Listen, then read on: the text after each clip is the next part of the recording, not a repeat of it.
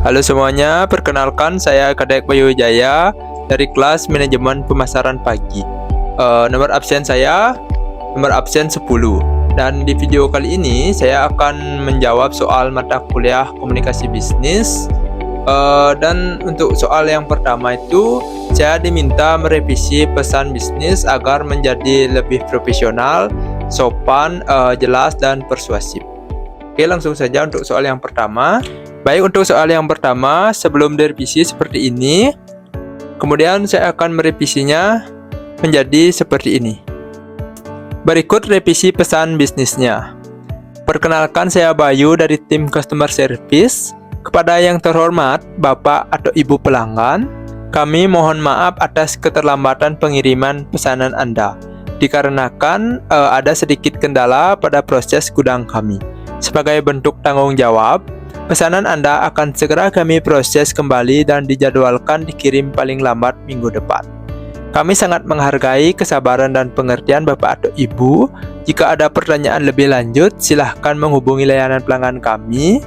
Dan terima kasih atas kepercayaan Anda. Hormat kami, tim Customer Service. Pada soal nomor 2, saya diminta menjelaskan pentingnya komunikasi antar budaya dalam bisnis internasional, serta menganalisis perbedaan budaya antar Indonesia dan Jepang dalam komunikasi verbal maupun non-verbal. Dalam bisnis internasional, komunikasi antar budaya sangat penting karena setiap negara memiliki cara komunikasi dan kebiasaan yang berbeda. Indonesia cenderung lebih santai dan fleksibel, sedangkan Jepang lebih formal dan sangat menghargai ketepatan waktu. Contoh pertama, jika pembisnis Indonesia terlambat meeting 10 menit, hal tersebut dapat dianggap kurang profesional oleh orang Jepang.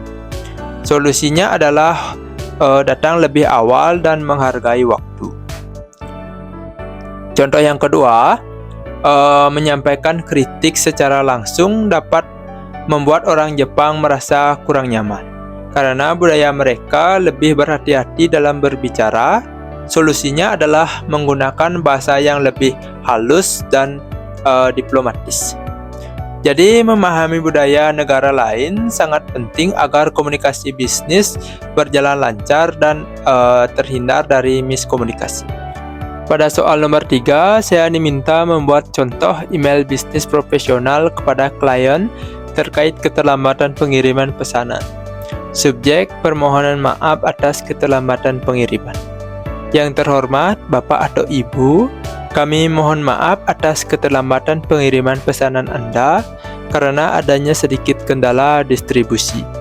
Saat ini pesanan sedang kami proses dan dijadwalkan dikirim paling lambat pada tanggal 25 Mei 2026, kami sangat menghargai kesabaran dan pengertian Bapak atau Ibu. Jika ada pertanyaan, silahkan menghubungi kami kapan saja. Terima kasih atas kepercayaan Anda. Hormat kami, Kadek Bayu Wijaya, Customer Service, Toko Dulang Bali Endra Sedana. Selanjutnya, pada soal nomor 4, saya diminta menjelaskan hambatan komunikasi dalam bisnis beserta strategi mengatasinya. Hambatan pertama adalah hambatan bahasa, yaitu perbedaan bahasa atau istilah yang menyebabkan salah paham. Strateginya adalah menggunakan bahasa yang jelas dan sederhana. Hambatan kedua adalah hambatan budaya, yaitu perbedaan kebiasaan dan cara komunikasi. Strateginya adalah memahami budaya lawan bicara dan saling menghargai. Hambatan ketiga adalah hambatan teknologi, seperti gangguan internet saat meeting online. Strateginya menggunakan teknologi yang memadai dan menyiapkan alternatif komunikasi. Hambatan keempat adalah hambatan psikologis, seperti rasa takut atau kurang percaya diri saat menyampaikan pendapat. Strateginya adalah menciptakan komunikasi yang terbuka dan nyaman. Jadi, komunikasi dapat mengganggu pekerjaan sehingga diperlukan komunikasi yang baik dan efektif. Selanjutnya, pada soal nomor 5, saya diminta menjelaskan pengertian komunikasi bisnis dan peran strategi dalam organisasi modern.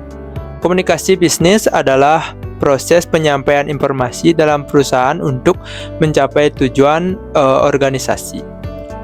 Peran strategi komunikasi bisnis yaitu membantu koordinasi kerja, mengurangi kesalahpahaman, dan membangun hubungan baik dengan pelanggan maupun karyawan. Komunikasi yang efektif sangat penting karena membuat pekerjaan lebih lancar, meningkatkan kerjasama tim, dan membantu perusahaan mencapai target secara efisien. Jadi, komunikasi bisnis memiliki peran penting dalam keberhasilan suatu perusahaan. Baik, demikian jawaban yang dapat saya sampaikan mengenai materi komunikasi bisnis. Dari pembahasan tadi, dapat disimpulkan bahwa komunikasi bisnis sangat penting dalam organisasi maupun perusahaan, karena dapat membantu memperlancar pekerjaan, mengurangi kesalahpahaman, serta membangun hubungan kerja yang baik. Mohon maaf apabila masih terdapat kekurangan dalam penyampaian maupun jawaban saya. Terima kasih atas perhatian Ibu dosen dan teman-teman semuanya yang menonton. Untuk itu saya tutup dengan terima kasih.